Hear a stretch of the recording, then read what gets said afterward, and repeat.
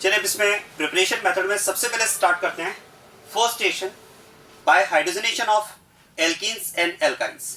देखो एल्कीन्स और एल्काइंस का अगर आप हाइड्रोजनेशन करते हैं तो we can have alkane as the product.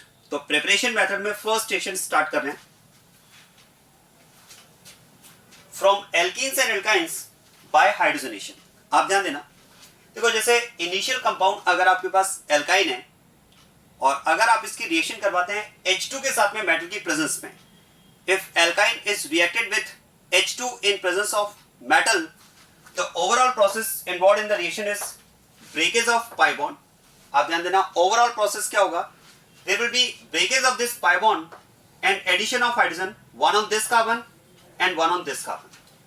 दोनों कार्बन पर एक एक हाइड्रोजन ऐड हो जाएगा और हाइड्रोजन ऐड होने के साथ में यहां पर कंपाउंड फॉर्म होगा alkene. Now alkene will further react with H2 in presence of metal। मतलब एक तरह से हम बात कर सकते हैं there will be repetition of the process। और process repetition में क्या होगा, देखो फिर से पाई बॉन्ड ब्रेक होगा, दोनों कार्बन पर हाइड्रोजन का एडिशन होगा and on addition of hydrogen on both the carbon atoms, one on each, there will be formation of alkane as the final product। So this is how hydrogenation of alkene or alkyne can be used to prepare alkane। देखो हमने यहाँ पर term use की है hydrogenation. Hydrogenation की अगर बात की जाए तो हाइड्रोजनेशन का मतलब क्या है, देखो हाइड्रोजनेशन का मतलब है एडिशन ऑफ हाइड्रोजन। ध्यान देना, हाइड्रोजनेशन का मतलब हुआ एडिशन ऑफ हाइड्रोजन। जैसे हम कहते हैं ना हाइड्रेशन, एडिशन ऑफ वाटर, वैसे ही अगर बात की जाए हाइड्रोजनेशन तो it is addition of hydrogen. अगर आप ध्यान दें तो ओवरऑल प्रोसेस में क्या हुआ, पाई बॉन्ड ब्रेक होकर हाइड्रोजन का एडिशन हुआ है। अब एक बात ध्यान देना, देखो यहां पर हम बात कर रहे हैं it is reaction of alkene और alkyne with H2 in presence of metal. यहां पर जो मेटल आपको दिया हुआ है ये आपको देखो रिएक्शन कंडीशन में क्या क्या मेटल आपको रिएक्शन में गिवन हो सकता है उसकी अगर बात की जाए तो ध्यान देना, रिएक्शन कंडीशन में जो आप मेटल यूज कर रहे हैं along with H2, this metal it can be निकल, रैनेनिकल, प्लेटिनम और पैलेडियम। इनमें से आपको कोई भी मेटल रिएक्शन में गिवन हो सकता है, निकल, रैनेनिकल, प्लेटिनम और पैलेडियम। और एक बात ध्यान देना, निकल और रैनेनिकल की अगर बात की जाए तो Raney nickel is better option as compare to nickel. Nickel के कंपैरिजन में रैनेनिकल बेटर ऑप्शन है। बेटर ऑप्शन क्यों है ये मैं आपको आगे क्लियर कर दूंगा। तो आप ध्यान देना, जैसे कि हम बात करें कि हाइड्रोजनेशन ऑफ एल्कीन और alkyne will be carried out in presence of metal, तो जो मेटल आपको रिएक्शन में गिवन हो सकता है इट में भी निकल, रैनेनिकल, प्लेटिनम और पैलेडियम। और निकल और रैनेनिकल में अगर बात की जाए तो रैनेनिकल बेटर ऑप्शन है निकल के कंपैरिजन में, रीजन आपको आगे क्लियर हो जाएगा। और एक बात और ध्यान देना, hydrogenation in presence of nickel और रैनेनिकल, सुनिएगा इस बात को, hydrogenation in presence of nickel और Raney nickel is a name reaction. In presence of nickel और रैनेनिकल the reaction is known as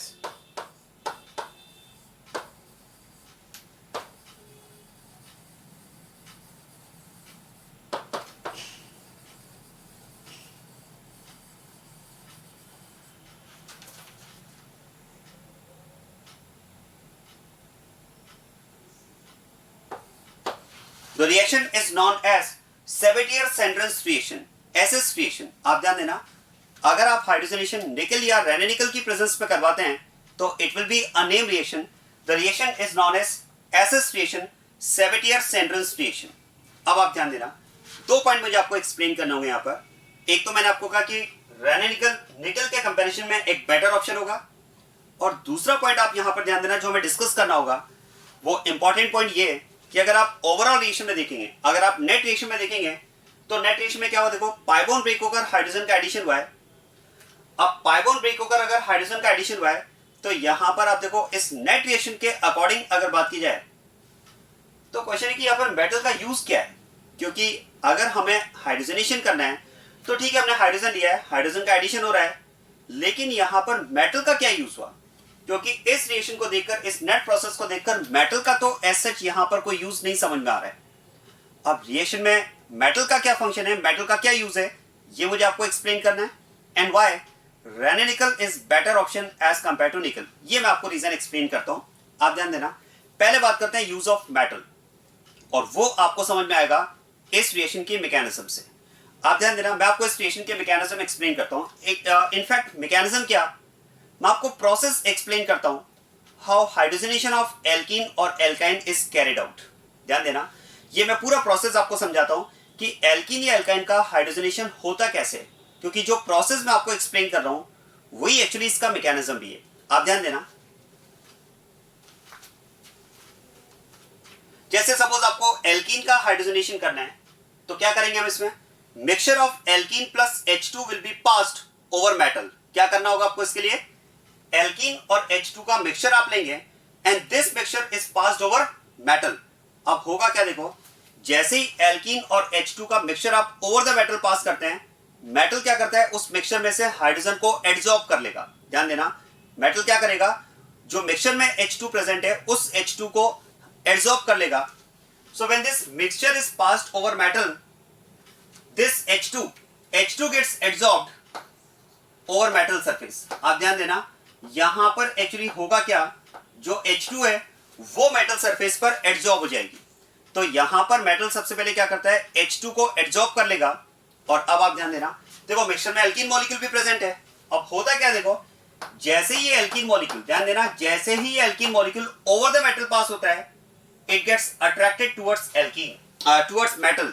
आप ध्यान देना, मिक्सचर में से H2 को तो मेटल ने एड्सॉर्ब कर लिया, अब सरफेस पर, मेटल सरफेस पर H2 एड्सॉर्ब्ड है और ये alkene molecule over the metal pass हो रहा है। अब होता क्या, देखो जैसे ही alkene molecule over the metal pass होगा, it gets attracted towards metal. ये alkene molecule towards metal attract होता है। क्वेश्चन है, एल्कीन मॉलिक्यूल का मेटल के लिए अट्रैक्शन का रीजन क्या है। आप जरा सोचिए, जो मेटल हम यूज कर रहे हैं, निकल, प्लेटिनम या पैलेडियम, क्या मैं कह सकता हूं जो मेटल हमने यूज किया सभी में वैकेंट ऑर्बिटल प्रेजेंट है, सभी में वैकेंट ऑर्बिटल प्रेजेंट है। आप चाहे निकल की बात करो, प्लेटिनम की बात करो या पैलेडियम की बात करो। अब क्योंकि सब में वैकेंट ऑर्बिटल प्रेजेंट है और एल्कीन या एल्काइन मॉलिक्यूल जिसका भी आप हाइड्रोजनेशन कर रहे हैं, जैसे मैंने यहाँ पर एल्कीन लिया है, तो क्या मैं कह सकता हूं इनमें पाई इलेक्ट्रॉन क्लाउड है। This pi electron cloud gets attracted towards vacancy. ये पाई इलेक्ट्रॉन क्लाउड एल्कीन का क्या होगा, मेटल की वैलेंसी के लिए, मेटल की वैकेंसी के लिए अट्रैक्ट होता है।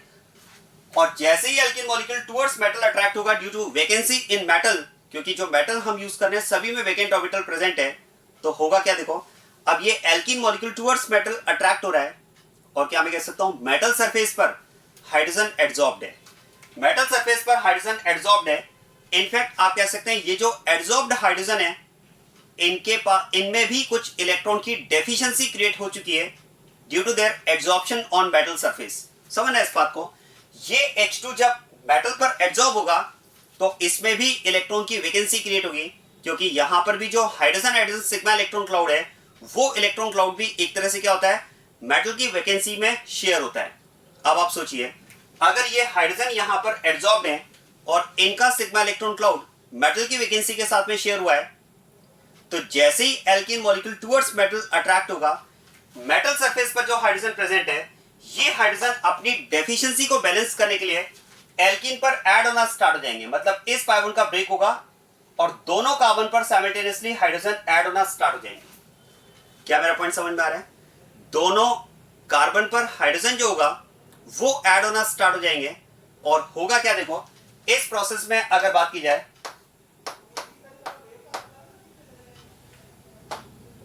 तो ध्यान देना, यहां पर इस पाई का ब्रेकेज और हाइड्रोजन्स का एडिशन,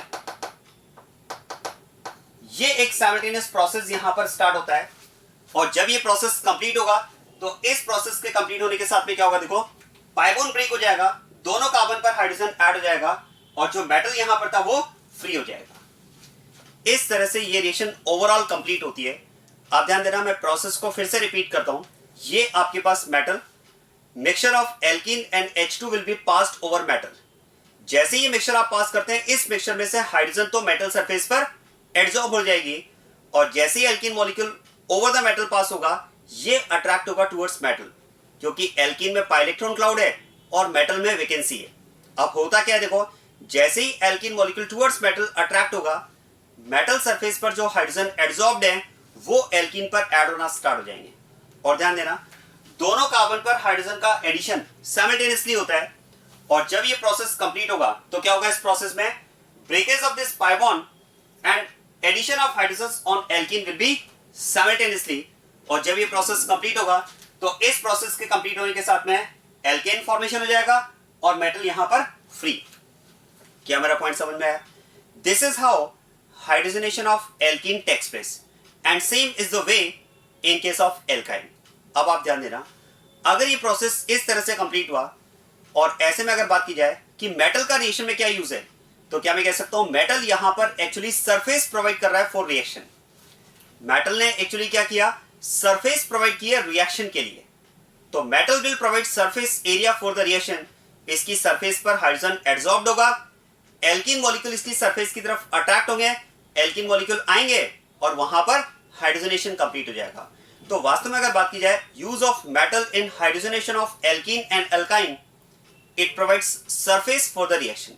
ये रिएक्शन में सरफेस प्रोवाइड करता है, और ये रीजन है, आप ध्यान देना, सुनिएगा इस बात को, ये रीजन है कि जो मेटल आप रिएक्शन में यूज करते हैं उसकी एफिशिएंसी, एक तरह से आप ये कह सकते हैं इस कैटलिस्ट की जो एफिशिएंसी है वो इस बात पर डिपेंड करेगी कि कितना ज्यादा सरफेस एरिया इसने रिएक्शन में प्रोवाइड किया है। आप ध्यान देना, जो मेटल आप यूज कर रहे हैं इस कैटलिस्ट की एफिशिएंसी इसी बात पर डिपेंड करती है कि कितना ज्यादा सरफेस एरिया इसने रिएक्शन में प्रोवाइड किया। और अगर मैं बात कर रहा हूं कि nickel is better option than Raney nickel, sorry Raney nickel is better option than nickel, अगर मैं बात कर रहा हूं कि रेने-निकल निकल से बेटर ऑप्शन है, तो उसका रीजन ये है, ध्यान देना, रेने-निकल एक्चुअली जब बनाया जाता है, ध्यान देना, रेने-निकल जब बनाया जाता है तो ये हमें पाउडर्ड फॉर्म में मिलता है। अब आप सोचिए, अगर रेने-निकल हमें पाउडर्ड फॉर्म में मिलता है तो क्या मैं कह सकता हूं पाउडर्ड फॉर्म में सरफेस एरिया ज्यादा होगा, और सरफेस एरिया अगर ज्यादा होगा तो इस कैटलिस्ट की जो एफिशिएंसी होगी वो निकल के कंपैरिजन में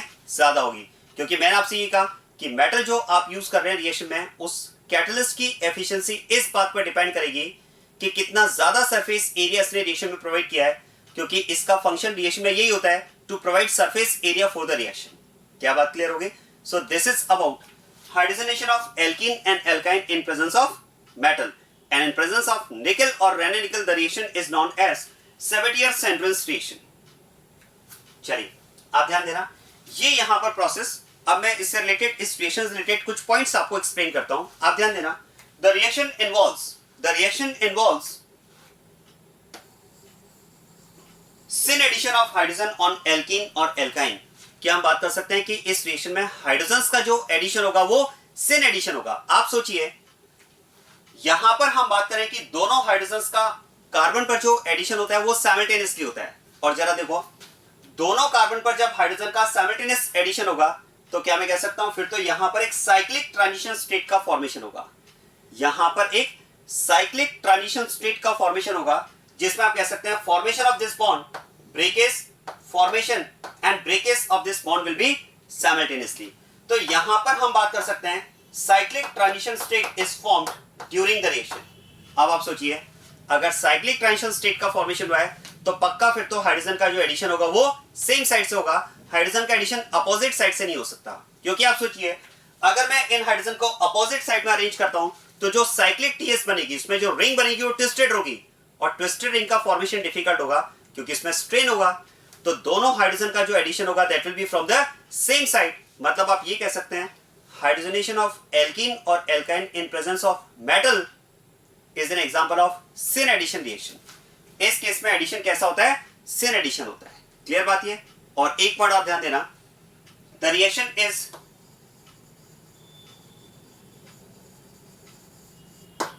एक्सोथर्मिक प्रोसेस। ये जो रिएक्शन है ये एक एक्सोथर्मिक रिएक्शन है, और एक्सोथर्मिक रिएक्शन है ये बात तो मैं आपको पहले भी एक्सप्लेन कर चुका हूं। याद करें GOC 1 में हमने हाइपर कॉन्जुगेशन डिस्कस किया था, और हाइपर कॉन्जुगेशन में हमने एक टर्म डिस्कस की थी heat of hydrogenation.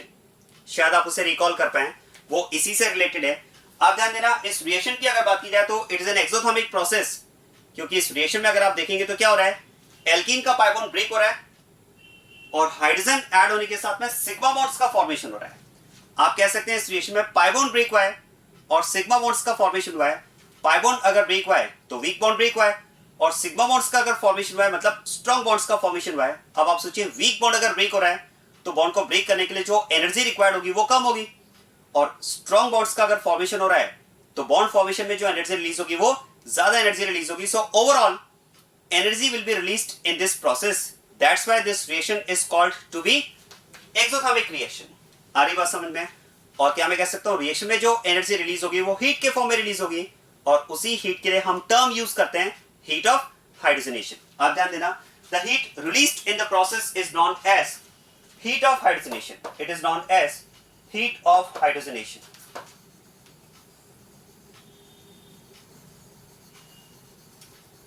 It is known as heat of hydrogenation. Clear बात ये? और heat of hydrogenation कंपैरिजन भी हमने GOC1 में डिस्कस किया था हाइपर कॉन्जुगेशन में। याद करें, आपको डिफरेंट एल्कीन्स गिवन होती है और उनके लिए आपको हीट ऑफ हाइड्रोजनेशन कंपेयर करना होता है। उसके लिए मैंने आपसे कहा था दो फैक्टर्स हैं, एक तो नंबर ऑफ पाई बॉन्ड, जिस कंपाउंड में नंबर ऑफ पाई बॉन्ड ज्यादा होंगे उसके लिए हीट ऑफ हाइड्रोजनेशन ज्यादा होगी, और अगर number of pi bond equal हो तो कंपैरिजन का बेसिस होता है stability, and heat of hydrogenation is inversely proportional to stability of compound which is to be hydrogenated. तो ये हमने क्वेश्चंस पहले डिस्कस किए GOC1 में, वो इसी रिएक्शन पर बेस्ड थे। तो दो पॉइंट मैंने आपको बताया इसमें, एक तो जो हाइड्रोजन का एडिशन है दैट इज सिन एडिशन, दोनों हाइड्रोजन सेम साइड से ऐड होंगे since cyclic transition state is formed during the reaction, और दूसरा हमने कहा there is breakage of pi bond that is weak bond and formation of sigma bonds which are strong bonds. So overall energy will be released in the process, so it is an exothermic process and the energy will be released in the form of heat that is known as heat of hydrogenation. अब point number 3, आप ध्यान देना, बात करते हैं इसमें reactivity of compounds। अगर आपको different alkenes given हो और उनका अगर आपको reactivity comparison करना हो for hydrogenation, तो question है how the reactivity of different alkenes can be compared for this reaction। अब आप ध्यान देना, पॉइंट ऑफ एरर जहां पर मोस्टली स्टूडेंट एरर करते हैं। देखो, एल्कीन्स का आपको रिएक्टिविटी कंपैरिजन करना है हाइड्रोजनेशन के लिए। ये एक रिएक्शन हुई, याद करें एल्कीन्स की रिएक्शन हमने GOC2 में भी डिस्कस की थी। याद करें characteristic reactions of alkenes and alkynes are electrophilic addition reaction. याद रहे इलेक्ट्रोफिलिक एडिशन रिएक्शंस हमने डिस्कस किए पहले। याद करो, मैंने पूरा एक चार्ट डिस्कस किया था 10 रिएक्शंस का, जिसमें हमने बात की थी reaction with concentrated H2SO4, reaction with dilute H2SO4, reaction with HX, reaction with bromine in carbon tetrachloride, bromine in water. याद आ रहा है? तो वो जो रिएक्शंस हमने डिस्कस की थी एल्कीन एल्काइन की, वो तो हमने डिस्कस की थी इलेक्ट्रोफिलिक एडिशन रिएक्शंस। वहां पर भी हमने एल्कीन्स का और एल्काइंस का रिएक्टिविटी कंपैरिजन डिस्कस किया था फॉर इलेक्ट्रोफिलिक एडिशन रिएक्शन। और आप याद करें, electrophilic addition reactions involve formation of carpetine as an intermediate that is RDS of the reaction। इसलिए वहां पर जब हमें डिफरेंट एल्कीन्स या एल्केन्स गिवन होती है और उनका जब हम रिएक्टिविटी कंपैरिजन करते थे फॉर इलेक्ट्रोफिलिक एडिशन रिएक्शन, तो वहां पर कंपैरिजन का बेसिस था स्टेबिलिटी ऑफ रिस्पेक्टिव कार्पेटाइन। वो एल्कीन ज्यादा रिएक्टिव थी जिसके करस्पॉन्डिंग बनने वाला कार्पेटाइन ज्यादा स्टेबल था, क्योंकि वहां पर हमने डिस्कस किया था formation of carbocation was RDS। Question है क्या वही कंसेप्ट यहां भी अप्लाई होगा? क्या जैसे हमने इलेक्ट्रोफिलिक एडिशन के लिए एल्कीन्स की रिएक्टिविटी कंपेयर की थी, क्या उसी तरह से हम यहां भी कंपैरिजन करेंगे? आंसर है नो, क्योंकि आप सोचिए जब इलेक्ट्रोफिलिक एडिशन रिएक्शंस हमने एल्कीन्स और एल्काइंस की डिस्कस की थी, तो वहां पर हमने डिस्कस किया था first step is RDS that involves formation of carbocation. तो वहां पर हमें इंटरमीडिएट कार्पेटाइन बना था, और क्योंकि कार्पेटाइन का बनना वहां पर RDS था, तो इसलिए वहां पर हमने कंपैरिजन का बेसिस कार्पेटाइन की स्टेबिलिटी ली थी। आप तो मुझे बताओ कि इस रिएक्शन में इंटरमीडिएट क्या बन रहा है? इस रिएक्शन में इंटरमीडिएट क्या फॉर्म हो रहा है? आंसर है इस रिएक्शन में इंटरमीडिएट तो फॉर्म ही नहीं हो रहा है। यही तो सबसे इंपॉर्टेंट पार्ट है। आप देखो इस रिएक्शन में यहां पर इंटरमीडिएट तो बना ही नहीं, ना तो कार्पेटाइन, ना फ्री रेडिकल, ना कार्बोनाइन, कोई इंटरमीडिएट फॉर्म नहीं हो रहा है। इनफैक्ट आप कह सकते हैं cyclic transition state is formed during the reaction, there is no intermediate formed during the reaction, केवल ट्रांजिशन स्टेट बनी और उससे डायरेक्ट प्रोडक्ट। आप सोचिए इस रिएक्शन में अगर आप देखेंगे तो क्योंकि दोनों कार्बन पर हाइड्रोजन का एडिशन साइमल्टेनियस हो रहा है by the breakage of pi bond, तो फिर तो इस केस में as such there is no intermediate formed during the reaction. अब आप सोचिए जब यहां पर इंटरमीडिएट बना ही नहीं, तो कंपैरिजन का बेसिस इंटरमीडिएट की स्टेबिलिटी आप कैसे लेंगे? जबकि एल्कीन्स और एल्काइंस की जब हमने इलेक्ट्रोफिलिक एडिशन रिएक्शन डिस्कस की थी GOC2 में, वहां पर हमने कंपैरिजन का बेसिस लिया था स्टेबिलिटी ऑफ कार्पेटैन। तो मतलब वो रिएक्शंस और ये रिएक्शन दोनों में कंपैरिजन का बेसिस रिएक्टिविटी के लिए अलग अलग होगा। ये इंपॉर्टेंट पॉइंट है, आप ध्यान रखिएगा, गलती नहीं करना। क्योंकि होता क्या, देखो वहां पर हमने बहुत सारी रिएक्शंस इलेक्ट्रोफिलिक एडिशन के लिए डिस्कस की थी, एल्कीन एल्काइन के लिए, तो और उससे रिलेटेड क्वेश्चंस भी हमने किए थे। तो ऐसे में क्या होता है, देखो स्टूडेंट्स की एक प्रैक्टिस में आ जाता है कि आपको डिफरेंट एल्कीन्स गिवन है और उनका रिएक्टिविटी कंपैरिजन करना है। अब आपके माइंड में रिएक्शन का डिफरेंस तो याद रहता नहीं है, बस आप क्या करते हैं, सभी के करस्पॉन्डिंग कार्पेटैन बनाया और कार्पेटैन की स्टेबिलिटी के अकॉर्डिंग उनका रिएक्टिविटी कंपैरिजन कर लिया। देखो अगर रिएक्शन इलेक्ट्रोफिलिक एडिशन के लिए आपसे रिएक्टिविटी पूछा है तब तो वो सही है, लेकिन अगर हाइड्रोजनेशन रिएक्शन के लिए आपसे पूछा जाए तो फिर गलत हो जाएगा, क्योंकि हाइड्रोजनेशन रिएक्शन में there is no carbocation formed in the reaction, in fact there is no intermediate formed in the reaction. तो क्वेश्चन है फिर यहां पर कंपैरिजन का बेसिस क्या लिया जाए। देखो यहां पर हम कंपैरिजन का बेसिस लेंगे स्टेरिक, क्योंकि आप सोचिए यहां पर तो केवल होना क्या है, ये दोनों हाइड्रोजन्स अगर इन कार्बन को इजीली अप्रोच कर जाएं, क्योंकि यहां पर क्या हो रहा है, जैसे ही alkene molecule towards metal attract होता है, जैसे ही alkene molecule towards metal attract होता है, दोनों हाइड्रोजन एल्कीन के कार्बन पर साइमल्टेनियसली ऐड होना स्टार्ट हो जाते हैं। तो यहां पर अगर हम डिफरेंट एल्कीन्स की रिएक्टिविटी की बात करें तो रिएक्टिविटी के लिए केवल आपको यह देखना है कि ये दोनों हाइड्रोजन इन कार्बन्स को कितना इजीली अप्रोच कर पा रहे हैं, और इन हाइड्रोजन्स की इन कार्बन के लिए अप्रोच वो डिपेंड करेगी स्टेरिक हिंड्रेंस पर। तो ये आप कह सकते हैं कि जितना एल्कीन में स्टेरिक हिंड्रेंस कम होगा, हाइड्रोजनेशन रिएक्शन मतलब इस रिएक्शन के लिए उसकी रिएक्टिविटी उतनी ज्यादा होगी। तो ध्यान रखिएगा यहां पर रिएक्टिविटी कंपैरिजन जो बेसिस है वो स्टेबिलिटी ऑफ कार्पेटैन नहीं है, क्योंकि यहां पर रिएक्शन में कार्पेटैन बना ही नहीं है। तो इस केस में reactivity will be compared on the basis of steric. तो पॉइंट नंबर 3 में हम बात करते हैं reactivity of alkenes or alkynes for the reaction depends on steric and less the steric hindrance on reaction site। जिन carbon पर hydrogen का addition होना है, मतलब C डबल बॉन्ड C या एल्काइन में आप कह सकते हैं C ट्रिपल बॉन्ड C, यही तो रिएक्शन की साइट है ना, इन्हीं कार्बन पर तो हाइड्रोजन का एडिशन होना है ना। तो रिएक्शन साइट पर जितना स्टेरिक कम होगा, आप कह सकते हैं कंपाउंड की रिएक्टिविटी उतनी ज्यादा होगी। क्लियर बात ये? चलिए मैं आपको कंपेयर करके बताता हूं, शायद आपको इससे और अच्छे से क्लियर हो जाएगा। मैं यहां पर इन टू एल्कीन्स की बात कर रहा हूं, प्रोपीन एंड इथीन, और इनका रिएक्टिविटी कंपैरिजन कर रहा हूं, और इसमें मैं दो रिएक्शंस ले रहा हूं। एक तो जो अभी हम डिस्कस कर रहे हैं हाइड्रोजनेशन, और एक रिएक्शन में ले रहा हूं उनमें से जो 10 रिएक्शंस हमने पहले एल्कीन्स एल्काइंस की इलेक्ट्रोफिलिक एडिशन रिएक्शन के लिए डिस्कस की थी, उनमें से मैंने एक रिएक्शन लिया हाइड्रेशन। हाइड्रेशन आप याद करें, reaction with dilute H2SO4 discuss की थी इलेक्ट्रोफिलिक एडिशन रिएक्शन में, रिएक्शन विद डाइल्यूट H2SO4, या हम लिखते हैं H2OH+, या हम लिखते हैं H3O+। तो देखो ये रिएक्शन तो मैंने इलेक्ट्रोफिलिक एडिशन में से एक रिएक्शन ली उस कैटेगरी में से, और सेकंड में बात कर रहा हूं हाइड्रोजनेशन जो अभी हम डिस्कस कर रहे हैं। अब आप मुझे बताएं, अगर मुझे इन टू एल्कीन्स का रिएक्टिविटी कंपैरिजन करना है फॉर हाइड्रेशन, टर्म्स को समझ लेना, यहां पर हाइड्रेशन है और यहां पर हाइड्रोजनेशन है, अंतर है ना।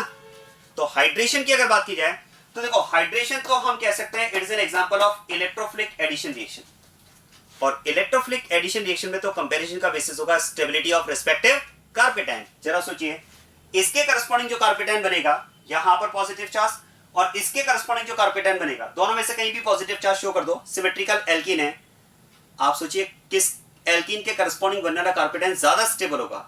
आंसर है ये एल्कीन, क्योंकि इसमें जो कार्पेटैन बनेगा उसे मिथाइल ग्रुप से हाइपर कॉन्जुगेशन के थ्रू स्टेबिलिटी सपोर्ट मिलेगा और प्लस आई के थ्रू भी स्टेबिलिटी सपोर्ट मिलेगा।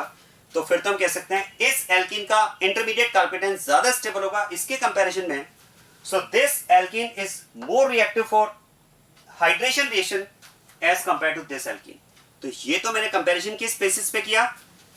Based on carbocation stability. यहां पर हमने क्या बेसिस लिया है? It is based on carbocation stability, क्योंकि यहां पर जिस रिएक्शन के लिए हम रिएक्टिविटी कंपैरिजन कर रहे हैं that is a type of electrophilic addition reaction. चलिए अब बात करते हैं फॉर हाइड्रोजनेशन। अब यहां पर हम हाइड्रोजनेशन रिएक्शन के लिए बात कर रहे हैं, जो रिएक्शन हम डिस्कस कर रहे हैं। और हाइड्रोजनेशन के लिए तो मैंने आपसे कहा इस केस में reactivity is compared on the basis of steric. जरा देखो, इन दोनों कार्बन पर हाइड्रोजन का एडिशन होगा और इन दोनों कार्बन पर हाइड्रोजन का एडिशन होगा। क्या मैं कह सकता हूं दोनों में अगर स्टेरिक को कंपेयर किया जाए तो यहां पर स्टेरिक कम है, क्योंकि यहाँ पर H है, जबकि यहाँ पर H की जगह पर एल्काइल ग्रुप प्रेजेंट है, and alkyl is considered as a bulky group in respect of steric repulsion. तो दोनों में अगर कंपेरेटिव बात की जाए तो यहाँ स्टेरिक कम होगा, so ethene will be more reactive for hydrogenation reaction as compare to propene. एकदम रिवर्स हो गया ऑर्डर्स में। तो यही मैंने आपसे कहा, एल्कीन से एल्काइंस का अगर आपको रिएक्टिविटी कंपैरिजन दिया हुआ है तो अब आप ध्यान में रखिएगा, क्योंकि देखो अभी तक हमने हाइड्रोजनेशन रिएक्शन की बात नहीं की थी, तो अभी तक जितने भी क्वेश्चंस आपसे एल्कीन एल्काइन की रिएक्टिविटी के लिए पूछे गए वो इलेक्ट्रोफिलिक एडिशन रिएक्शन के लिए पूछे गए, जहां पर आंसर आप किस बेसिस पर देते थे, स्टेबिलिटी ऑफ कार्बेटाइन।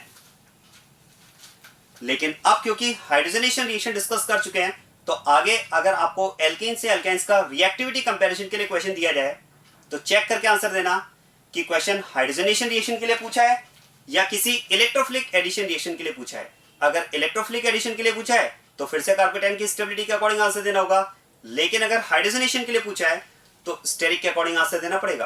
क्या मेरा पॉइंट समझ में आ रहा है? और मैं आपको बताता हूं, देखो चलिए आप मुझे बताओ एल्कीन और एल्काइन, अगर मैं एल्कीन और एल्काइन का रिएक्टिविटी कंपैरिजन करता हूं फॉर हाइड्रेशन, मतलब फॉर इलेक्ट्रोफिलिक एडिशन रिएक्शन, कौन ज्यादा रिएक्टिव है? आंसर है एल्कीन। अरे भाई डिस्कस किया है ना, क्योंकि एल्काइन में जो कार्बेटाइन बनेगा उसमें पॉजिटिव चार्ज अनसैचुरेटेड कार्बन पर आएगा, जबकि एल्कीन के करस्पॉन्डिंग जो कार्बेटाइन बनेगा उसमें पॉजिटिव चार्ज सैचुरेटेड कार्बन पर आएगा। तो याद करो हमने डिस्कस भी किया है, alkenes are more reactive for electrophilic addition reaction as compare to alkynes. लेकिन अगर आप इन्हीं दो कंपाउंड्स एल्कीन और एल्काइन को हाइड्रोजनेशन के लिए कंपेयर करेंगे तो ध्यान देना, देखो हाइड्रोजनेशन की अगर बात की जाए तो हाइड्रोजनेशन, एक तो हम बात करें हाइड्रोजनेशन ऑफ एल्कीन और एक हम बात करें हाइड्रोजनेशन ऑफ एल्काइन। तो ध्यान देना, alkynes are more reactive for hydrogenation reaction as compare to alkenes. Alkynes ज्यादा रिएक्टिव है हाइड्रोजनेशन रिएक्शन के लिए एज कंपेयर टू एल्कीन्स, क्योंकि आप सोचिए एल्काइन में कार्बन पर, जिन कार्बन पर हाइड्रोजन को ऐड होना है, क्या मैं कह सकता हूं उन कार्बन पर केवल 2 यूनिट्स प्रेजेंट होंगी, एक इस वैलेंसी पर और एक इस वैलेंसी पर, जबकि एल्कीन में जिन 2 कार्बन पर हाइड्रोजन को ऐड होना है वहां पर आप कह सकते हैं ओवरऑल 4 यूनिट्स प्रेजेंट होंगी। तो number of units on the reaction side is 2 and number of units on the reaction side is 4। तो जहां पर नंबर ऑफ यूनिट्स कम होगी वहां पर स्टेरिक कम होगा। स्टेरिक अगर कम होगा तो फिर तो हम कह सकते हैं alkynes are more reactive for hydrogenation reaction as compare to alkenes. तो ध्यान में रखिएगा, अब आपको आगे ध्यान में रखना होगा कि एल्कीन्स एल्काइंस का अगर आपको रिएक्टिविटी कंपैरिजन पूछा जा रहा है तो किस रिएक्शन के लिए, अगर किसी इलेक्ट्रोफिलिक एडिशन रिएक्शन के लिए पूछा गया है तो आंसर आपको कार्बेटाइन की स्टेबिलिटी के अकॉर्डिंग देना है, लेकिन अगर हाइड्रोजनेशन के लिए पूछा जाए तो आंसर आपको स्टेरिक के अकॉर्डिंग देना है। तो it is based on steric.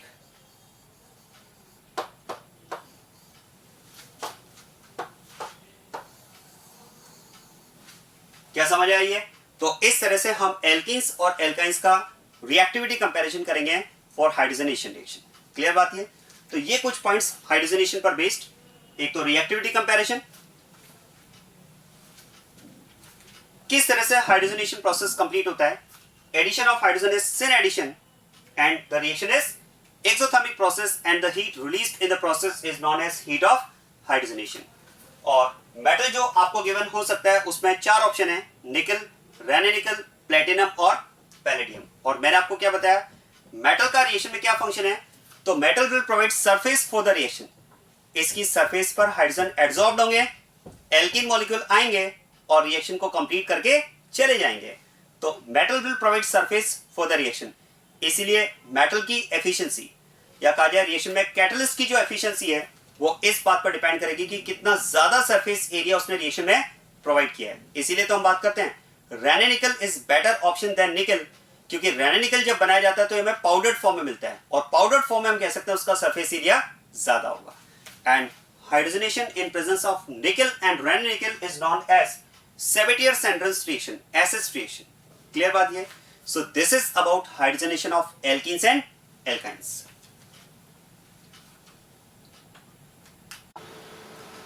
चलिए एल्कीन्स और एल्काइंस का हमने हाइड्रोजनेशन डिस्कस किया, और जैसा कि मैंने आपको बताया कि एल्काइन का अगर आप हाइड्रोजनेशन करते हैं तो इस रिएक्शन कंडीशन में alkyne is first converted into alkene and further hydrogenation of alkene gives alkane as the final product, right?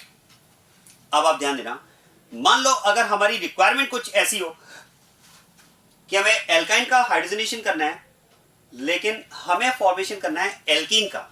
मतलब हमारी रिक्वायरमेंट है, suppose we need formation of alkene by hydrogenation of alkyne. मतलब समझ में आ रहा है क्या है? इसका मतलब ये कि हम एल्काइन का हाइड्रोजनेशन चाहते हैं up to alkene, no further hydrogenation. मतलब एक तरह से हम बात कर सकते हैं पार्शियल हाइड्रोजनेशन ऑफ एल्काइन, क्योंकि complete hydrogenation of alkyne will give alkane. क्योंकि अगर आप कंप्लीट हाइड्रोजनेशन करोगे तो पहले एल्काइन एल्कीन में कन्वर्ट होगी और एल्कीन फाइनली एल्केन में। लेकिन अगर आपको एल्काइन के हाइड्रोजनेशन से एल्कीन बनानी है, मतलब आपको हाइड्रोजनेशन कंप्लीट ना करके क्या करना है, पार्शियल करना है। अब देखो ये जो रिएक्शन कंडीशन है, इस रिएक्शन कंडीशन में तो एल्काइन का कंप्लीट हाइड्रोजनेशन होगा और प्रोडक्ट आपको मिलेगा एल्केन। अगर आपको पार्शियल हाइड्रोजनेशन करना है तो फिर रिएक्शन कंडीशन को स्पेशल बनाना पड़ेगा। अब स्पेशल क्या करना होगा वो मैं आपको क्लियर करता हूं, आप ध्यान देना। बात करते हैं पार्शियल हाइड्रोजनेशन ऑफ एल्काइन। बहुत ही इंपॉर्टेंट है, डायरेक्ट क्वेश्चन आता है इसमें से, आप ध्यान देना। ये इंपॉर्टेंट पार्ट है पार्शियल हाइड्रोजनेशन ऑफ एल्काइन। और पार्शियल हाइड्रोजनेशन समझ रहे हैं ना, क्या करना है? देखो इस केस में hydrogenation of alkyne is to be carried out up to alkene. ये पाइबोन ब्रेक हो, दोनों कार्बन पर एक एक हाइड्रोजन ऐड हो जाए और यहां पर कंपाउंड हमें मिले एल्कीन। और ध्यान देना, अगर हम पार्शियल हाइड्रोजनेशन की बात कर रहे हैं, इसका मतलब हम चाहते हैं कि अब इस एल्कीन का फर्दर हाइड्रोजनेशन ना हो। क्लियर बात ये? तो इसका मतलब एल्काइन के हाइड्रोजनेशन से अगर हमें एल्कीन फॉर्मेशन करना है, रिएक्शन को अगर यहां तक रोकना है, तो हमें एल्काइन का क्या करना होगा, पार्शियल हाइड्रोजनेशन करना होगा। अब आप ध्यान देना, देखो जो रिएक्शन कंडीशन अभी हमने डिस्कस की, उसमें तो मैंने आपसे कहा कंप्लीट हाइड्रोजनेशन होगा। जैसे आप देखो, अगर आप यूज करते हैं metal plus H2 like H2 plus palladium, तो इस केस में तो एल्काइन का कंप्लीट हाइड्रोजनेशन होगा और प्रोडक्ट आपको मिलेगा एल्केन। अगर आप पार्शियल हाइड्रोजनेशन चाहते हैं तो ध्यान देना, इस रिएक्शन में आपको कंडीशन में क्या चेंज करना होगा, तो reaction will be carried out in presence of H2 plus palladium plus calcium carbonate. आप ध्यान देना, इस रिएक्शन मिक्सचर में आपको यहां पर कैल्शियम कार्बोनेट भी मिक्स करना होगा। अगर आप इसमें कैल्शियम कार्बोनेट भी मिक्स कर देते हैं, then hydrogenation of alkyne will not be complete, now it will be partial। और ध्यान देना, पैलेडियम प्लस कैल्शियम कार्बोनेट अगर आप ये कॉम्बिनेशन यूज करते हैं, तो इस केस में मैंने आपसे कहा कि जो हाइड्रोजनेशन होगा that will be partial. And this combination palladium plus calcium carbonate, this combination is known as Lindlar's catalyst. It is known as Lindlar's catalyst.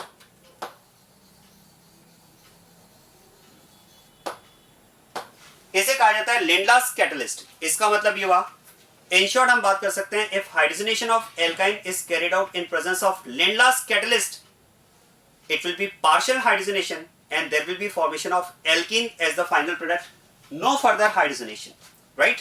और ध्यान देना, कैल्शियम कार्बोनेट अगर आपने इसमें मिक्स किया है, तो अब क्वेश्चन है कैल्शियम कार्बोनेट यहां पर कर क्या रहा है। एक्चुअली आप ऐसा बोल सकते हैं कि अगर आपने कैल्शियम कार्बोनेट यहां पर मिक्स किया, तो ये कैटलिस्ट की एफिशिएंसी को डिक्रीज कर देता है। यहां पर कैटलिस्ट क्या है, मेटल। तो अगर आपने पैलेडियम के साथ में कैल्शियम कार्बोनेट भी मिक्स किया है, तो ये इस पैलेडियम की, इस कैटलिस्ट की एफिशिएंसी को डिक्रीज करने का काम कर रहा है। और इसीलिए कैल्शियम कार्बोनेट को यहां पर हम बोलते हैं it acts as poison for catalyst. ध्यान देना, this calcium carbonate used in the reaction acts as poison for catalyst।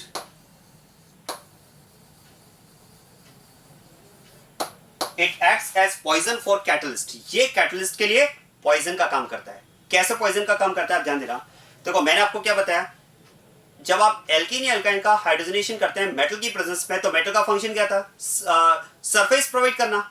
अब होता क्या है, देखो पैलेडियम का फंक्शन यहां पर रिएक्शन में सरफेस प्रोवाइड करना है। और मैंने आपसे ये कहा कि इस मेटल की, इस कैटलिस्ट की एफिशिएंसी भी इसी बात पे डिपेंड करती है कि रिएक्शन में कितना ज्यादा सरफेस एरिया इसने प्रोवाइड किया, राइट। अब ऐसे में आप देखो, अगर आप इसमें कैल्शियम कार्बोनेट मिक्स करते हैं, तो ध्यान देना, calcium carbonate is a white dense substance. ये व्हाइट कलर का डेंस सब्सटेंस होता है। जैसे ही आप ये मिक्स करेंगे, तो ये क्या करता है, मेटल के सरफेस को कवर कर लेता है।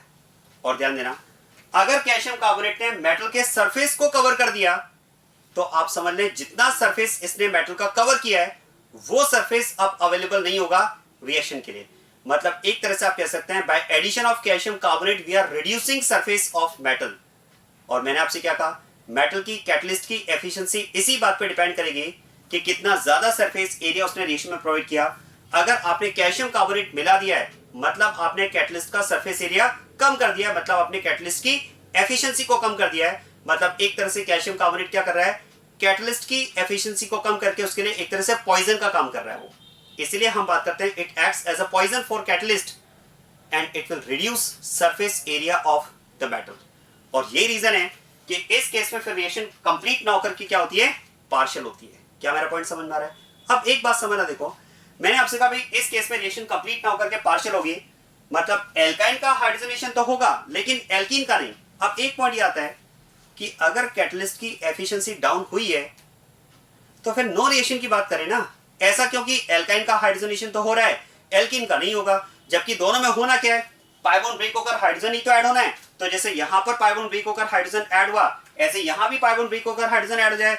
ऐसा क्योंकि एल्काइन का हाइड्रोजनेशन होगा बट एल्कीन का नहीं। रीजन है क्योंकि अगर एल्काइन और एल्कीन्स का अगर मैं हाइड्रोजनेशन के लिए रिएक्टिविटी कंपैरिजन करता हूं तो which is more reactive, alkyne और एल्कीन? Answer alkyne.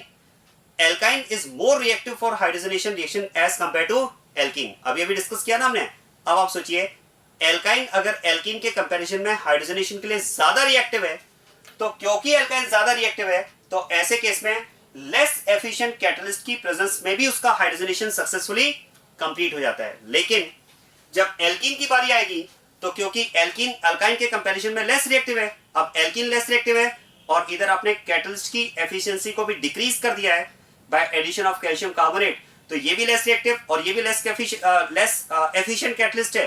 दोनों लेस होने की वजह से यहां पर नो रिएक्शन। तो ये रीजन है कि लेस एफिशिएंट कैटलिस्ट की प्रेजेंस में एल्काइन का हाइड्रोजनेशन तो हो जाएगा बट एल्कीन का नहीं, because alkyne is more reactive than alkene for hydrogenation reaction. आया समझ में? सेकंड ऑप्शन है आपके पास H2 प्लस निकल, लेकिन H2 प्लस निकल का मतलब तो कंप्लीट हाइड्रोजनेशन है। हमें तो एल्काइन का क्या करना है, पार्शियल हाइड्रोजनेशन। तो ऐसे में आप ध्यान देना हम यहां पर प्योर निकल यूज ना करके इसका अलॉय यूज करते हैं। हम यहां पर यूज करते हैं निकल बोराइड। ध्यान देना हम यहां पर यूज करते हैं निकल बोराइड, अलॉय यूज करते हैं। और अगर आपने प्योर निकल यूज ना करके अलॉय यूज किया है, अगर निकल के साथ में बोरॉन भी प्रेजेंट है, तो फिर तो मैं कह सकता हूं कि निकल के थ्रू जो यहां पर इफेक्टिव सरफेस एरिया रिएक्शन के लिए मिलने वाला था वो अब उतना इफेक्टिव सरफेस एरिया नहीं मिल पाएगा, क्योंकि अब यहां पर आप प्योर निकल यूज नहीं कर रहे हैं। तो इसमें भी एक तरह से आपने क्या किया, इंप्योरिटी ले ली है बोरॉन की, और अगर इंप्योरिटी है तो यहां भी कैटलिस्ट की एफिशिएंसी को आपने एक तरह से क्या कर दिया है, डिक्रीज कर दिया है। यहां पर भी रिएक्शन कंप्लीट ना होकर के पार्शियल हो जाएगी। सो this is how partial hydrogenation of alkyne can be carried out to prepare alkene। अब एक बात ध्यान देना, हमने इसमें एल्काइन से एल्कीन तो बना लिया है bye partial hydrogenation of alkyne, जिसमें हमने मेटल की एफिशिएंसी को कम करके रिएक्शन को यहां पर एल्कीन पर स्टॉप कर दिया है। इस तरह से आप रिएक्शन में एल्कीन तो बना लेंगे, लेकिन इस रिएक्शन का एक ड्रॉबैक है। ड्रॉबैक क्या मैं आपको बताता हूं। देखो हमने डिस्कस किया कि मेटल की प्रेजेंस में हाइड्रोजनेशन रिएक्शन जो है वो सिन एडिशन है, राइट? भाई मेटल की प्रेजेंस में जो हाइड्रोजनेशन होगा दैट इज सिन एडिशन। अब आप सोचिए एल्काइन का अगर आप पार्शियल हाइड्रोजनेशन कर रहे हैं और अगर हम बात करें कि एडिशन इज सिन एडिशन, जैसे एग्जांपल से मैं आपको क्लियर करता हूं, ये आपने एल्काइन ली और इसका आपने हाइड्रोजनेशन किया in presence of Lindlar's catalyst palladium plus calcium carbonate, तो यहां पर क्या होगा, एल्कीन का फॉर्मेशन होगा। लेकिन साथ में आप देखो हम बात करें कि एडिशन इज सिन एडिशन, इसका मतलब इस एल्काइन पर जो हाइड्रोजन ऐड होंगे वो दोनों हाइड्रोजन सेम साइड से ऐड होंगे, और अगर सेम साइड से हाइड्रोजन ऐड होंगे तो फिर तो यहां पर आप कह सकते हैं सिस एल्कीन का फॉर्मेशन होगा। इन this case the alkene formed in the reaction is specifically cis alkene. यहां पर हमें स्पेसिफिकली सिस एल्कीन मिलेगी। क्या मैं कह सकता हूं इस रिएक्शन में हम ट्रांस एल्कीन का फॉर्मेशन नहीं कर पाएंगे।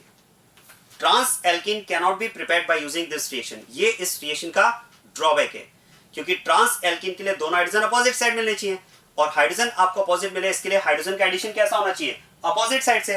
अपोजिट साइड से एडिशन होने का मतलब एंटी एडिशन। हमने कहा addition in presence of metal is syn addition, not anti. मतलब this reaction cannot be used to prepare trans alkene. It can be used only to prepare cis alkene. आया समझ में? ये इस रिएक्शन का एक ड्रॉबैक है. देखो इसमें क्वेश्चन कैसे फ्रेम होता है वो मैं आपको बताता हूँ. जैसे ब्यूट-2 आइन आपको गिवन है, H2 plus Lendlas catalyst gives compound X. चलो compound X तो आपके सामने आ चुका है, cis 2butene. और फिर आपको दिया जाता है this compound is reacted with bromine in carbon tetrachloride. What is product of the reaction? अब आप याद करें, addition of bromine on alkene is anti addition. याद करें ब्रोमीन का एडिशन तो एंटी एडिशन होता है ना. तो अब इसके करस्पॉन्डिंग अगर मैं स्टीरियो आइसोमर्स की बात करूं तो कैसे स्टीरियो आइसोमर्स मिलेंगे? याद करो इसकी टेक्निक मैंने आपको बताई थी, वही टेक्निक अप्लाई करते हैं. चलिए, जो ऐड होगा वो तो वर्टिकल लाइन पर, जो ऐड होगा वो वर्टिकल लाइन पर. अब बताओ दोनों मिथाइल ग्रुप को मैं कैसे प्लेस करूं? अपोजिट साइड, क्योंकि यहां पर दोनों मिथाइल ग्रुप सेम साइड है तो एंटी एडिशन वो क्या हो जाएंगे? ऑपोजिट. तो अगर एक मिथाइल ग्रुप यहां आएगा तो दूसरा मिथाइल ग्रुप यहां आएगा, और ये H और ये H ऑपोजिट, और ये मिलेगा तो साथ में इसका मिरर इमेज भी मिलेगा. और अगर हम बात करें कि इसका मिरर इमेज भी मिलेगा तो ध्यान देना, ये अगर डेक्स्ट्रो है तो मिरर इमेज लीवो, या फिर ये अगर लीवो है तो मिरर इमेज डेक्स्ट्रो. मतलब यहां पर हम बात कर सकते हैं रेसिमिक मिक्सचर का फॉर्मेशन होगा. यहां पर हम बात कर सकते हैं there will be formation of racemic mixture. आया समझ में? इस तरह से क्वेश्चन की फ्रेमिंग होती है इस रिएक्शन में. तो ध्यान देना, यहां पर हमने एल्काइन से एल्कीन का फॉर्मेशन डिस्कस किया बाय पार्शियल हाइड्रोजनेशन, और उसका तरीका क्या होगा?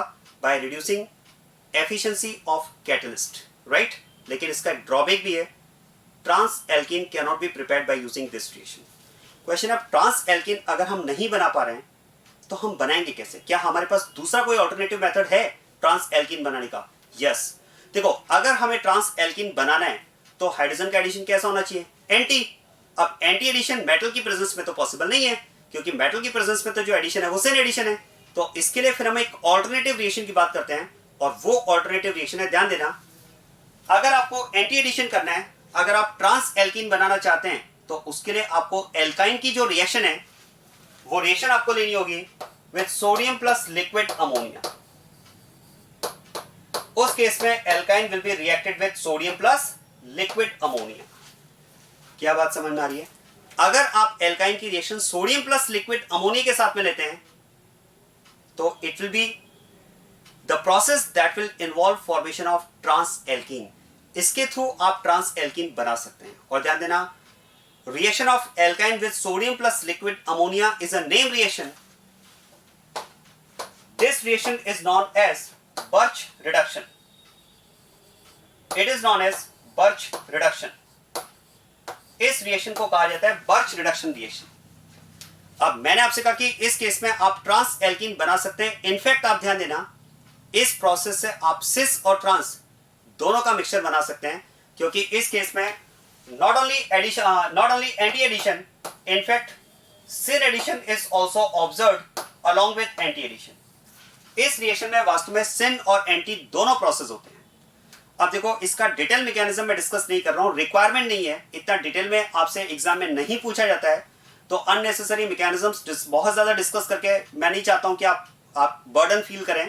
जितना रिक्वायरमेंट है मैं आपको उतना बता रहा हूं. ध्यान देना, सोडियम प्लस लिक्विड अमोनिया अगर आप लेते हैं तो इस केस में भी एल्काइन से आप एल्कीन बना सकते हैं. It will be a name reaction birch reduction. और यहां पर मैं आपसे कह रहा हूं कि सिन और एंटी दोनों प्रोसेस होंगे, मतलब इस केस में सिस और ट्रांस एल्कीन दोनों बनेंगे. बस इतना सा मैं आपको हिंट देता हूं इसका. यहां पर दोनों प्रोडक्ट मिलने का रीजन है क्योंकि इस केस में जो हाइड्रोजन का एडिशन होता है वो दोनों कार्बन पर हाइड्रोजन का एडिशन साइमल्टेनियस नहीं, 1 by 1 होता है. जबकि मेटल प्लस H2 में मैंने आपको बताया, मेटल प्लस H2 में मैंने आपको बताया कि जो हाइड्रोजन का एडिशन होता है वो दोनों कार्बन पर एक साथ होता है, साइमल्टेनियसली होता है. जबकि आप ध्यान देना, अगर बात की जाए बर्च रिडक्शन की तो बर्च रिडक्शन में एडिशन साइमल्टेनियस नहीं होता है, इसमें एडिशन होता है 1 by 1. अब आप सोचिए, अगर हमारे पास यहां पर एल्काइन है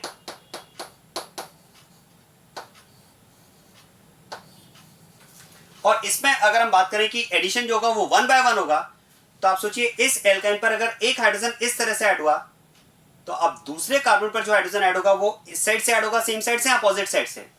क्वेश्चन है, अगर आंसर है अगर 1 by 1 एडिशन होना है तो अगर एक ऐसे ऐड हुआ है तो दूसरा इस तरह भी हो सकता है और ऐसे भी ऐड हो सकता है, तो दोनों हो सकते हैं. तो यहां पर हम बात करते हैं कि सिन और एंटी दोनों प्रोसेस होंगे. तो ध्यान देना, अगर यहां पर एडिशन एंटी हुआ तो फिर तो हाइड्रोजन अगर अपोजिट साइड से ऐड हुआ है तो प्रोडक्ट बनेगा यहां पर ट्रांस एल्कीन। और अगर एडिशन सिन हुआ, हाइड्रोजन अगर सेम साइड से ऐड हुआ है तो फिर प्रोडक्ट बनेगा इसमें सिस एल्कीन। तो यहां पर हम बात करेंगे both cis and trans alkene will be formed as product. हाँ, अब क्योंकि दोनों बन रहे हैं तो यहां पर हम मेजर माइनर की बात कर सकते हैं। आप ही डिसाइड करो क्या ज्यादा बनेगा, मेजर प्रोडक्ट क्या होना चाहिए, ट्रांस एल्कीन या सिस एल्कीन। आसान है, जो बेटर प्रोडक्ट होगा वो ज्यादा बनेगा। बेटर कौन है? ट्रांस। क्या मैं कह सकता हूं trans alkenes are more stable than cis alkenes. तो यहां पर trans alkene will be formed as major product and cis alkene will be formed as minor product. तो इस केस में आप कह सकते हैं दोनों बनेंगे, जिसमें एंटी एडिशन के करस्पॉन्डिंग प्रोडक्ट जो होगा वो तो मेजर होगा, मतलब ट्रांस एल्कीन मेजर होगा, और सिन एडिशन के करस्पॉन्डिंग जो प्रोडक्ट होगा वो माइनर प्रोडक्ट होगा। So this is how trans alkene can be formed from alkyne. तो ये एक ऑल्टरनेटिव मेथड है जिसके थ्रू आप ट्रांस एल्कीन बना सकते हैं। लेकिन एक बहुत इंपॉर्टेंट डिफरेंस याद रखिएगा, not only trans, cis alkene is also formed as minor product, जबकि इसमें केवल सिस एल्कीन बना, ट्रांस बनता ही नहीं है। क्लियर बात ये? तो इस तरह से आप इस रिएक्शन का यूज कर सकते हैं। जो इस रिएक्शन का ड्रॉबैक था कि हम ट्रांस एल्कीन नहीं बना सकते, आप इसके थ्रू बना सकते हैं। लेकिन अब आप ध्यान देना, इस रिएक्शन का भी एक ड्रॉबैक है। अब इस रिएक्शन का ड्रॉबैक क्या है, ध्यान देना।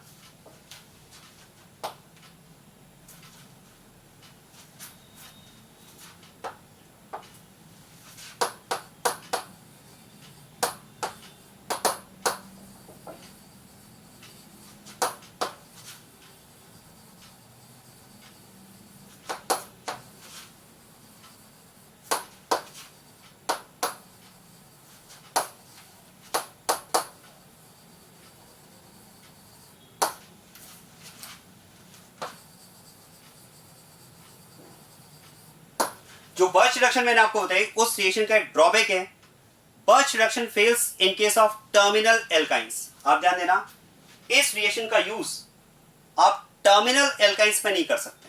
टर्मिनल एल्काइंस समझ लेना, जिसमें ट्रिपल बॉन्ड टर्मिनल पर हो, मतलब ट्रिपल बॉन्ड की पोजीशन आईयूपैक नंबरिंग के अकॉर्डिंग 1 हो। जरा ध्यान देना,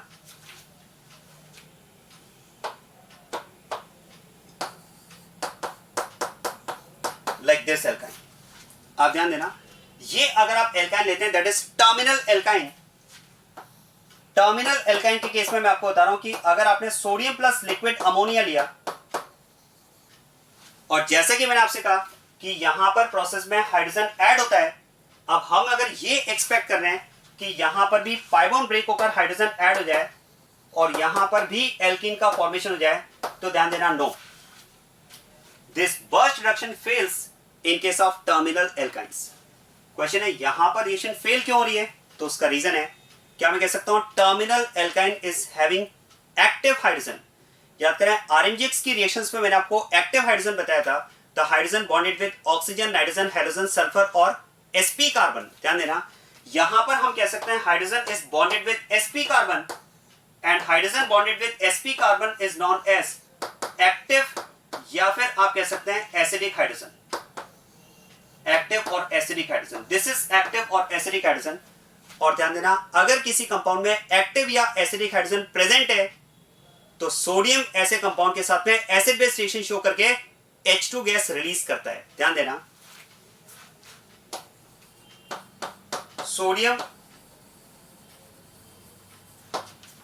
reacts with the compounds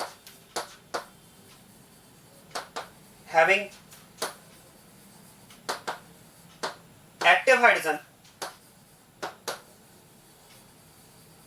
to release H2 gas. It involves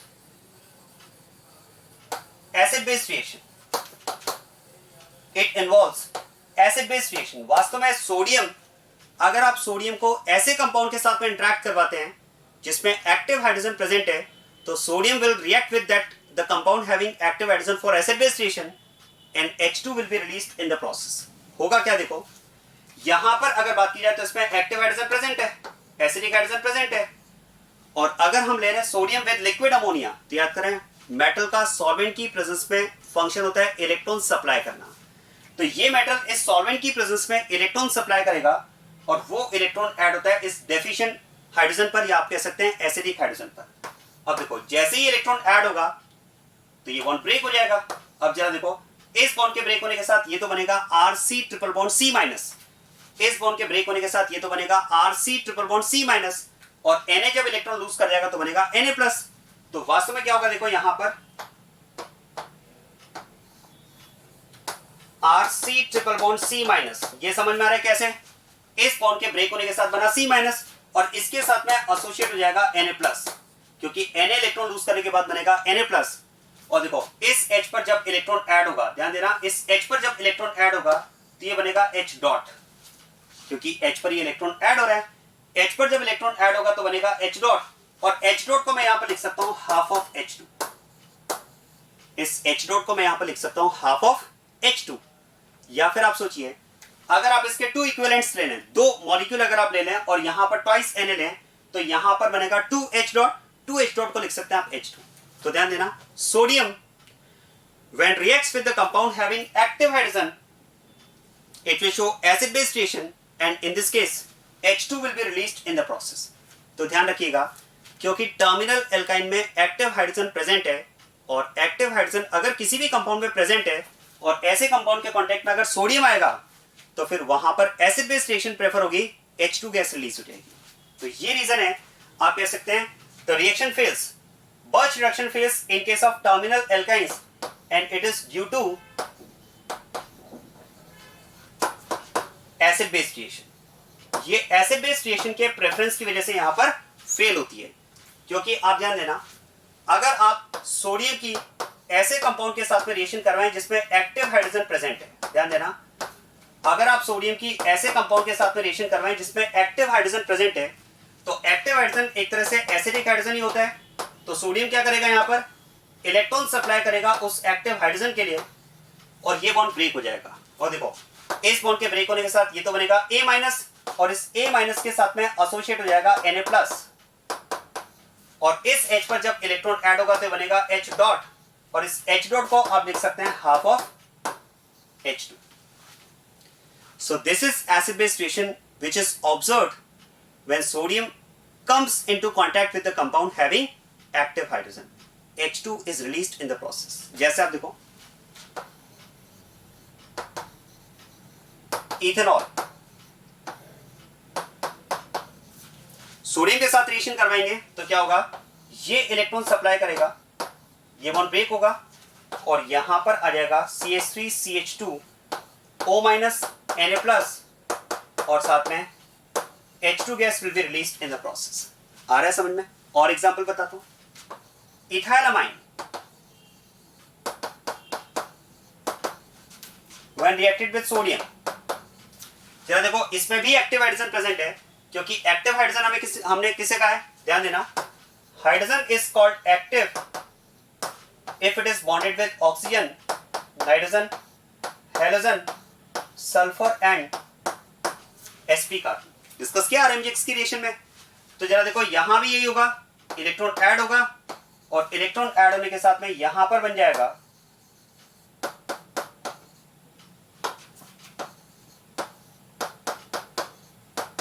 N-alkyl sonamide plus half of H2।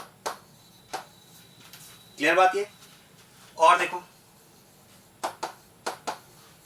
Reaction with sodium, क्या मैं कह सकता हूं यहां पर हम बात करेंगे नो रिएक्शन। नो रिएक्शन क्यों समझ में आ रहा है? Because in this case there is no active hydrogen. तो ध्यान देना, इन केस में आप कह सकते हैं एक्टिव हाइड्रोजन प्रेजेंट, जबकि इस केस में अगर हम नो रिएक्शन की बात करें तो यहां पर एक्टिव हाइड्रोजन एब्सेंट। क्लियर बात ये? तो ये रीजन है, क्योंकि टर्मिनल एल्काइन में भी एक्टिव हाइड्रोजन प्रेजेंट है, तो सोडियम के साथ में ये जो रिएक्शन होगी वो एक एसिड बेस रिएक्शन हो जाएगी, H2 गैस यहां पर रिलीज हो जाएगा। इस केस में अगर बात की जाए तो नो बर्च रिडक्शन। तो याद रखिएगा, इस बर्च रिडक्शन का एक ड्रॉबैक मैंने आपको बताया, the reaction fails in case of terminal alkynes. The reaction is not observed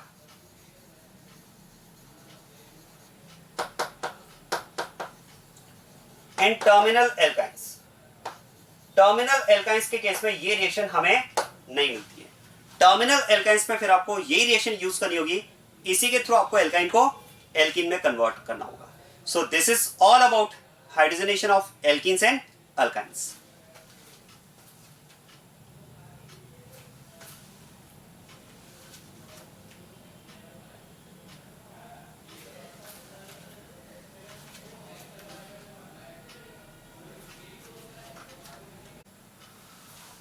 preparation method of alkane, इसमें फर्स्ट रिएक्शन हम कंप्लीट कर चुके हैं, that is reaction of alkene और alkyne with H2 in presence of metal. Hydrogenation of alkenes and alkynes ये हमने complete कर लिया है। एल्काइल हाइड्राइड की जो रिएक्शंस हैं ये ऑलरेडी हम पार्ट 2 में कंप्लीट कर चुके हैं। तो अब एल्केन प्रिपरेशन मेथड्स में हम नेक्स्ट रिएक्शन पर मूव करते हैं, दैट इज फ्रॉम एल्कोहल। और देखो एल्कोहल से एल्केन फॉर्मेशन के लिए हमारे पास 2 रिएक्शंस हैं। First is reaction with Grignard's reagent and second is reaction with P plus HI। चलिए इन रिएक्शन को डिस्कस करते हैं। Preparation of alkane from alcohol. देखो एल्कोहल से एल्केन फॉर्मेशन के लिए जैसे कि हमारे पास 2 रिएक्शंस हैं, reaction with Grignard's reagent and reduction using P plus HI। तो आप ध्यान देना, इसमें जो फर्स्ट रिएक्शन है रिएक्शन विद ग्रिग्नार्ड्स रिएजेंट, ये भी तो हम पार्ट 2 में कंप्लीट कर चुके हैं ना। ग्रिग्नार्ड्स रिएजेंट की सारी रिएक्शंस हमने एक साथ डिस्कस की हैं। आप याद करें ग्रिग्नार्ड्स रिएजेंट की रिएक्शंस में मैंने आपसे कहा था 2 तरह की रिएक्शंस होती हैं, या तो एसिड बेस या फिर न्यूक्लियोफिलिक रिएक्शन। पहले हम क्या चेक करते हैं, एसिड बेस। और एसिड बेस के लिए हमें क्या देखना होता है, ग्रिग्नार्ड्स रिएजेंट की रिएक्शन जिस कंपाउंड के साथ में आपको गिवन है उस कंपाउंड में हमें एक्टिव या एसिडिक हाइड्रोजन सर्च करना होता है, that is the hydrogen bonded with oxygen, nitrogen, halogen, sulphur और sp कार्बन। ऐसा हाइड्रोजन अगर कंपाउंड में प्रेजेंट है तो RMgX ऐसे कंपाउंड के साथ में एसिड बेस करता है और प्रोडक्ट बनाता है RH। तो आप ध्यान देना, अगर हम बात करें reaction of alcohol with Grignard's reagent, तो ध्यान देना एल्कोहल में हम बात कर सकते हैं एक्टिव हाइड्रोजन प्रेजेंट है। Alcohol is having active hydrogen, so when reacted with RMgX it will show acid base reaction. क्योंकि यहां पर हम बात कर सकते हैं कि RMgX का R part negative as a base इस एक्टिव हाइड्रोजन के साथ में रिएक्ट कर जाएगा। This hydrogen is bonded with oxygen और ये इस एसिडिक या एक्टिव हाइड्रोजन के साथ में रिएक्ट करके प्रोडक्ट बनाएगा R-H, that is formation of hydrocarbon alkane. तो ये रिएक्शन तो ऑलरेडी हम डिस्कस कर चुके हैं पार्ट 2 में। तो एल्कोहल से एल्केन फॉर्मेशन के लिए जो फर्स्ट रिएक्शन है रिएक्शन विद ग्रिग्नार्ड्स रिएजेंट, इसका कंसेप्ट ऑलरेडी कंप्लीट हो चुका है। बात करते हैं इसमें next reduction using P plus HI। देखो आप ध्यान देना, P plus HI का यूज हम करते हैं एज अ रिड्यूसिंग एजेंट और बहुत सारे ऐसे कंपाउंड्स हैं जिनका रिडक्शन आप P plus HI के थ्रू कर सकते हैं। मैं आपको बताता हूं, देखो P plus HI can be used to reduce carboxylic acid, aldehyde, ketone, alcohol, ether, alkyl iodide and carbohydrates. इतने सारे कंपाउंड्स का रिडक्शन आप P plus HI के थ्रू कर सकते हैं। मैं रिपीट करता हूं, P plus HI can be used to reduce carboxylic acid, aldehyde, ketone, alcohol, ether, alkyl iodide and carbohydrates। Carbohydrate समझ रहे ना, जैसे एग्जांपल में हम ले सकते हैं ग्लूकोज, फ्रक्टोज। तो इन सारे कंपाउंड्स का रिडक्शन आप P plus HI के थ्रू कर सकते हैं। अब P plus HI रिडक्शन में केवल एक पॉइंट आपको माइंड में रखना है जिससे आपको प्रोडक्ट आइडेंटिफाई करना बहुत आसान होगा। आप ध्यान रखिएगा, what ever is the compound, जितने भी कंपाउंड्स मैंने आपको बताया जिनका रिडक्शन आप P plus HI के थ्रू कर सकते हैं, इनमें से कोई भी कंपाउंड आपको दिया हो, सबसे अच्छी बात यह है P plus HI will reduce any of these compounds into alkane. मतलब P plus HI में reduction product is always alkane. हमेशा आपको एल्केन मिलेगा, चाहे आप कार्बोक्सिलिक एसिड को रिड्यूस करें, एल्डिहाइड को रिड्यूस करें, कीटोन को रिड्यूस करें, एल्कोहल को रिड्यूस करें, एल्काइल आयोडाइड को रिड्यूस करें, ईथर को रिड्यूस करें या कार्बोहाइड्रेट को रिड्यूस करें। इनमें से आप किसी भी कंपाउंड का रिडक्शन अगर P plus HI के थ्रू करते हैं तो P plus HI will reduce the compound into alkane. ये पॉइंट आपको माइंड में रखना है, इसमें ध्यान रखिएगा।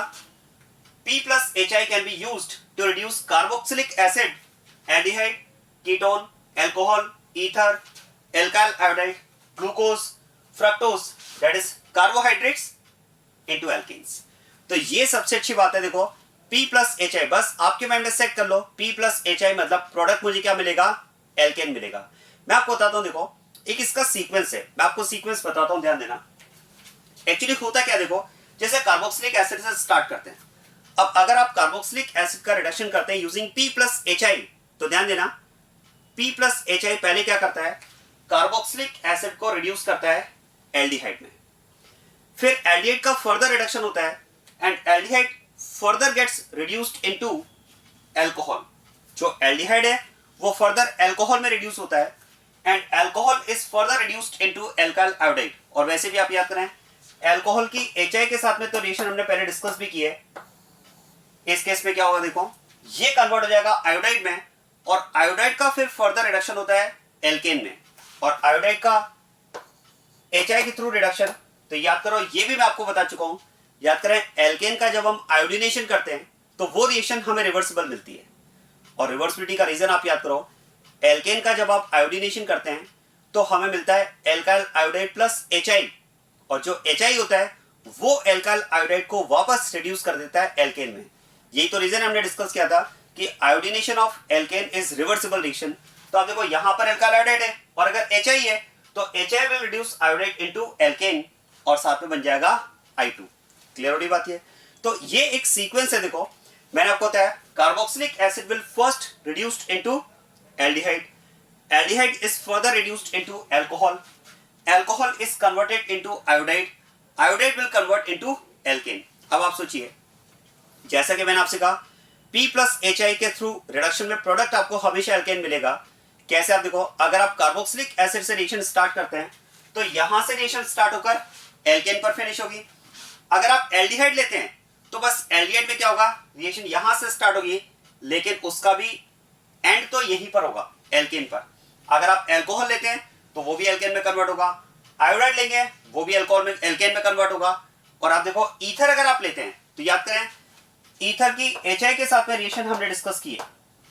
जब ईथर की HI के साथ में हम रिएक्शन लेते हैं तो बनता है एल्काइल आयोडाइड प्लस एल्कोहल। अब आप सोचिए ईथर की HI के साथ में रिएक्शन में अगर हम बात करें कि एल्कोहल और एल्काइल आयोडाइड फॉर्म होते हैं तो एल्कोहल और अगर एल्काइल आयोडाइड फॉर्म हो गए तो ये आगे रिड्यूस होकर किस में कन्वर्ट हो जाएंगे, एल्केन में। So whatever is the initial compound, whether is it acid, aldehyde या इसकी जगह कीटोन भी ले सकते हैं आप, alcohol, ether, iodide, all of these compounds when reduced using P plus HI will convert into alkane। मैंने आपसे कहा कार्बोहाइड्रेट्स, कार्बोहाइड्रेट्स के रिडक्शन के लिए भी आप P plus HI के यूज कर सकते हैं, उसमें भी एल्केन बनेगा। आप सोचिए कार्बोहाइड्रेट में फंक्शनल ग्रुप कौन से होते हैं, याद करें carbohydrates are polyhydroxy carbonyl compounds. Polyhydroxy मतलब एक से ज्यादा OH ग्रुप, कार्बोनाइल कंपाउंड मतलब एल्डिहाइड या कीटोन। इसका मतलब कार्बोहाइड्रेट में आप कह सकते हैं दो तरह के फंक्शनल ग्रुप प्रेजेंट है, एल्कोहल और इसके साथ में या तो एल्डिहाइड हो सकता है या कीटोन हो सकता है। अब आप सोचिए अगर हम बात करें कि कार्बोहाइड्रेट में एल्कोहलिक ग्रुप होगा और साथ में या तो एल्डिहाइड होगा या कीटोन होगा, तो देखो एल्डिहाइड भी रिडक्शन के थ्रू एल्केन में कन्वर्ट हो रहा है और एल्कोहल भी रिडक्शन के थ्रू एल्केन में कन्वर्ट हो रहा है। तो क्योंकि कार्बोहाइड्रेट्स भी क्या है, हाइड्रोक्सी एल्डिहाइड या हाइड्रोक्सी कीटोन है, तो हाइड्रोक्सिल ग्रुप और एल्डिहाइड ग्रुप यहां कह सकते हैं hydroxyl group and ketone group P plus HI के थ्रू रिड्यूस होकर किस में कन्वर्ट हो जाएंगे, एल्केन में कन्वर्ट हो जाएंगे। जैसे आप देखो मान लो अगर आपने कंपाउंड लिया है ग्लूकोज,